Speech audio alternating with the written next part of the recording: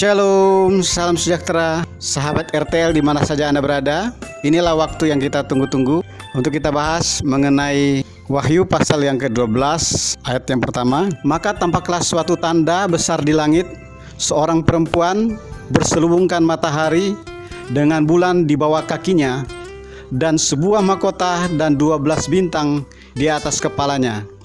Ia sedang mengandung dan dalam keluhan dan penderitaannya hendak melahirkan. Ia berteriak kesakitan. Maka tampaklah suatu tanda yang lain di langit, dan lihatlah seekor naga merah padam yang besar, berkepala 7 dan bertanduk 10, dan di atas kepalanya ada 7 mahkota.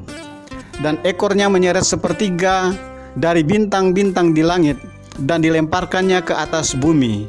Dan naga itu berdiri di hadapan perempuan yang hendak melahirkan itu, untuk menelan anaknya. Segera sesudah perempuan itu melahirkannya, maka ia melahirkan seorang anak laki-laki yang akan mengembalakan semua bangsa dengan gada besi. Tiba-tiba anaknya itu dirampas dan dibawa lari kepada Elohim dan ke tahtanya.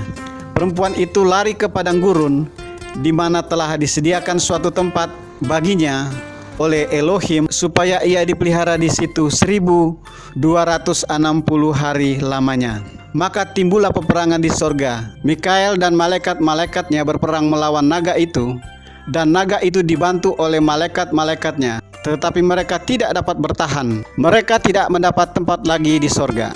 Dan naga besar itu si ular tua, yang disebut iblis atau Satan, yang menyesatkan seluruh dunia, dilemparkan ke bawah. Ia dilemparkan ke bumi bersama-sama dengan malaikat-malaikatnya. Dan aku mendengar suara yang nyaring di sorga berkata, sekarang telah tiba keselamatan dan kuasa dan pemerintahan Elohim kita dan kekuasaan Dia yang diurapinya. Karena telah dilemparkan ke bawah pendakwa saudara-saudara kita yang mendakwa mereka siang dan malam di hadapan Elohim kita.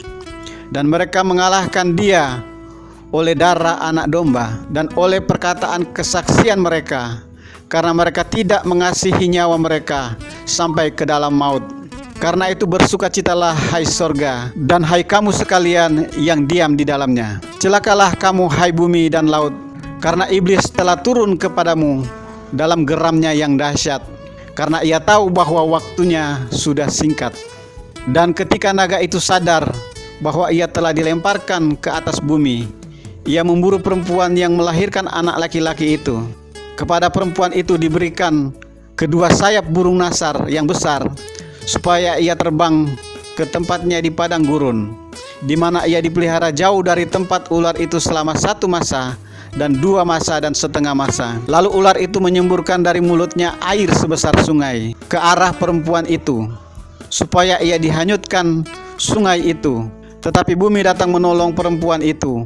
Ia membuka mulutnya dan menelan sungai yang disemburkan naga itu dari mulutnya. Maka marahlah naga itu kepada perempuan itu, lalu pergi menyerang keturunannya yang lain yang menuruti hukum-hukum Elohim dan memiliki kesaksian Yesua. Dan ia tinggal berdiri di pantai laut. Siapakah gerangan perempuan ini? Hal ini sudah menjadi suatu perdebatan yang panjang sepanjang zaman tentang perempuan ini. Siapakah gerangan perempuan ini? Ada hamba-hamba Tuhan yang menafsirkan bahwa perempuan ini adalah umat Israel, dan yang lain menafsirkan bahwa ini adalah gereja Tuhan, dan sama-sama memegang dasar ayat-ayat Alkitab.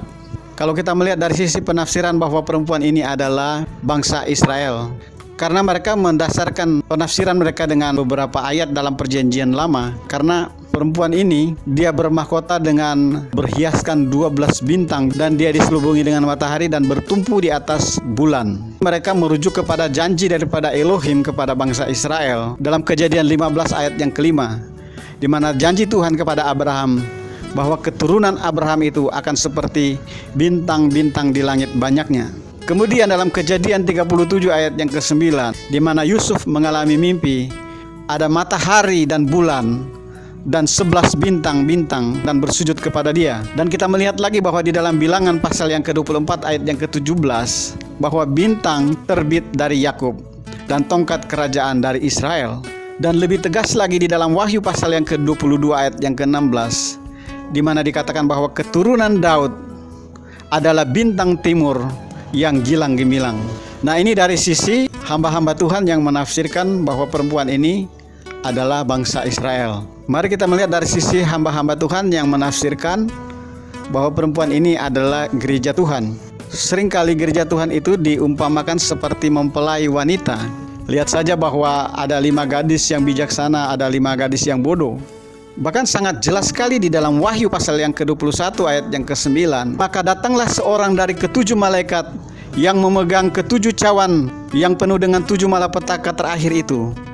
Lalu ia berkata kepadaku, katanya, marilah ke sini, aku akan menunjukkan kepadamu pengantin perempuan mempelai anak domba.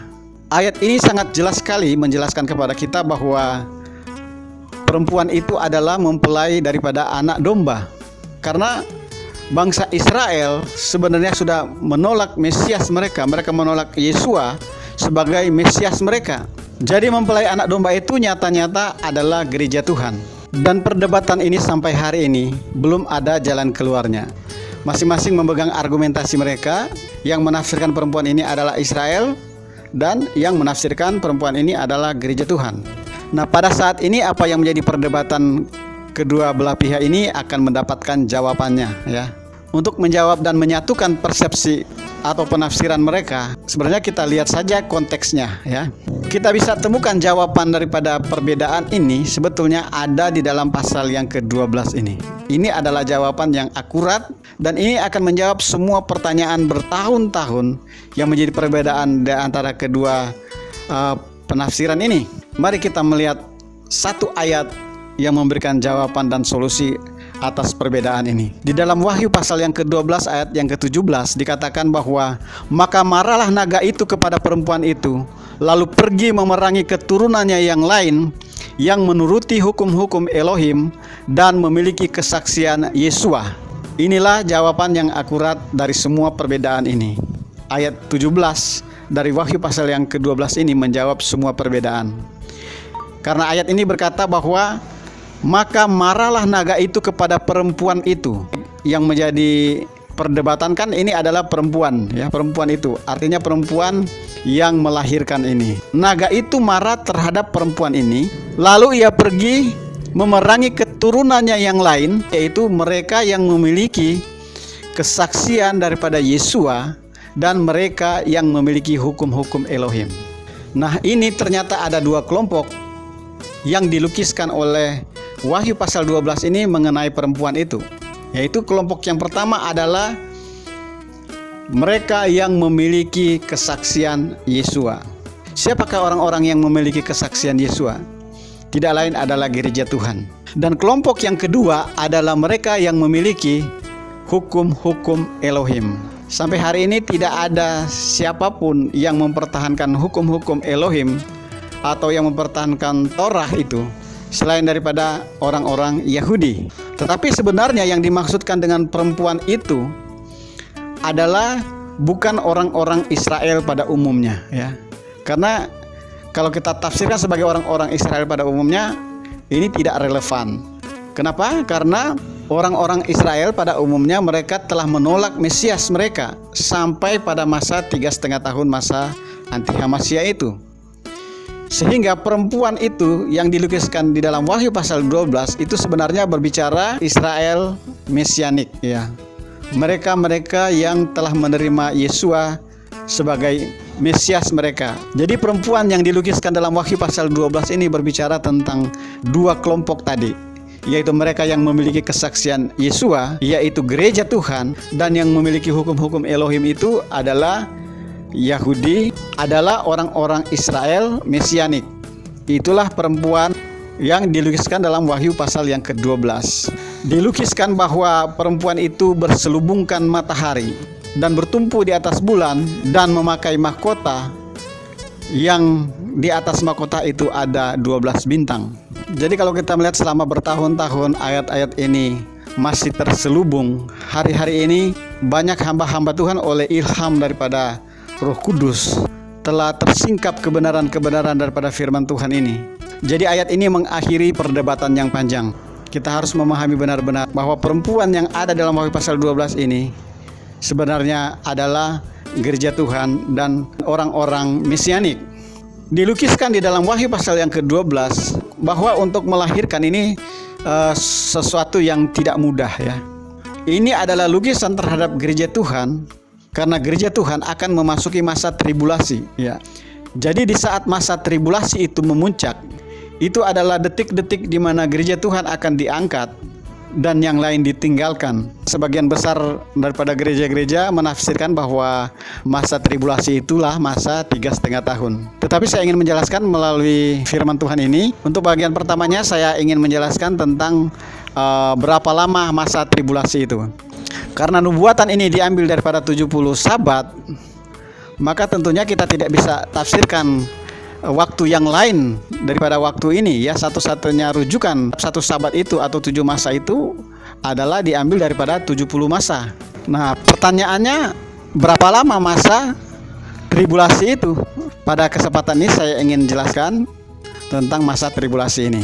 Jadi Wahyu pasal yang ke-12 itu mendeskripsikan tentang perempuan itu yang sedang sakit bersalin, yang diartikan sebagai masa tribulasi atau masa kesukaran yang besar. Nah, kalau ada kesukaran yang besar, berarti ada kesukaran yang kecil dan kesukaran yang sedang. Nah, jadi masa kesukaran itu dia akan bertambah-tambah, sama halnya dengan perempuan yang sakit bersalin ya. Kalau dikatakan sudah ada pembukaan 1, pembukaan 2, kalau seorang ibu melahirkan, kontraksinya itu ya, dia beruntun ya. Kalau dia merasa sakit bersalin itu mula-mula jarang-jarang ya. Tetapi kalau sudah masa akan melahirkan, sudah dekat waktunya, maka sakitnya itu tidak lagi jarang-jarang, tetapi dia beruntun ya. Jadi sakitnya itu sudah terus-menerus sampai waktu dia melahirkan. Nah, jadi itu yang disebut dengan klimaksnya. Jadi itu yang disebut dengan kesusahan besar ya. Gereja Tuhan sekarang sedang mengalami sakit bersalin ya. Jadi masa tribulasi itu sudah dimulai ya. Sakit bersalin itu sudah mulai terjadi ya. Kesukaran itu sudah ada. Bukan saja gereja Tuhan, bahkan seluruh dunia itu mengalami sakit bersalin. Seluruh dunia hari-hari ini mengalami kesukaran ya. Tetapi kesukaran-kesukaran ini yang kita hadapi hari ini bukan kesukaran yang besar. Tetapi kesukaran-kesukaran yang kita hadapi hari-hari ini adalah kesukaran yang meningkat secara perlahan-lahan ya. Akan bertambah-tambah. Kesukaran-kesukaran ini akan bertambah-tambah, akan bertumpuk-tumpuk, sampai akhirnya dia mengalami kesukaran yang besar.